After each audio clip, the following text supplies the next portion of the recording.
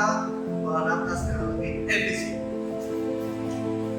Sudah, kami akan menuntun kandidat untuk memahami langkah-langkah sistematis berpikir komputasional dan bagaimana proses ini akan membuat cara kita bekerja dengan data. Konsep dasar berpikir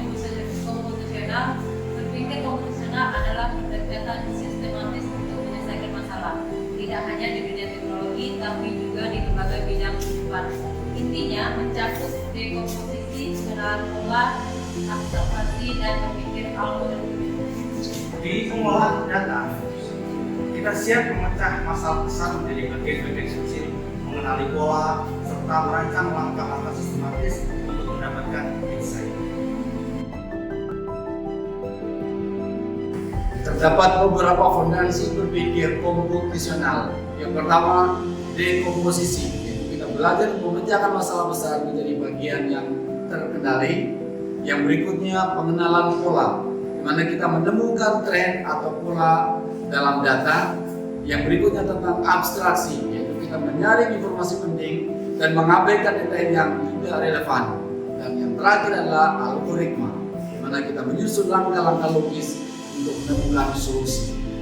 Contohnya, pada saat kita melakukan analisis penjualan, di dekomposisi kita pisahkan data, waktu, produk, dan juga wilayah.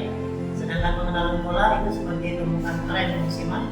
Abstraksi contohnya seperti fokus pada variabel penting, seperti jumlah penjualan, dan algoritma kita membuat prosedur seperti filter, penghitungan rata-rata, dan juga visualisasi.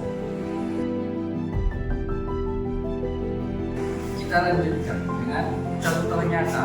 Yang pertama yaitu dekomposisi. Misalnya, pisahkan data berdasarkan produk dan periode penjualan. Yang kedua yaitu pola. Temukan tren seperti produk yang lebih laku waktu tertentu. Kalau mau diperkaya, kita bisa pakai algoritma klasifikasi seperti ID3 atau C4.5 untuk memprediksi performa penjualan atau perilaku pembeli, serupa dengan metode di edukasi siswa.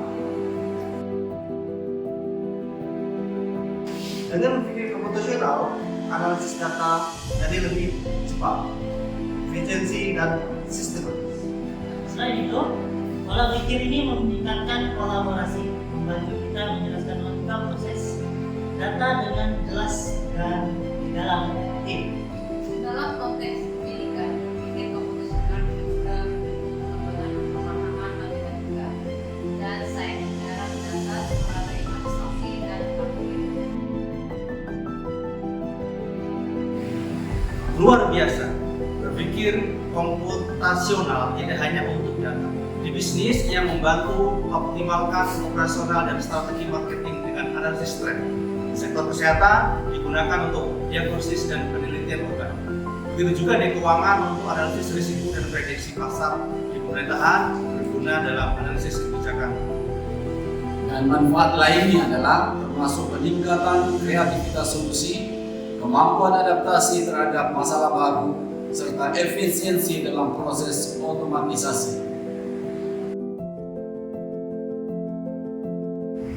Ringkasnya, berpikir komputasional membentuk pendekatan terstruktur untuk yang pertama, memecahkan masalah atau dekomposisi, yang kedua, mencari pola data, yang ketiga, menyaring info penting atau abstraksi, dan yang keempat, merancang solusi atau algoritma.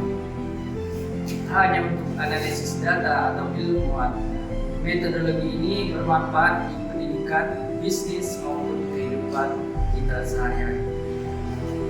Terima kasih telah mengikuti. Mulailah gunakan berpikir komputasional hari ini agar semakin tangguh menghadapi tantangan data di masa depan. Demikian video singkat ini, semoga bermanfaat. Kode KA Merdeka! Oke.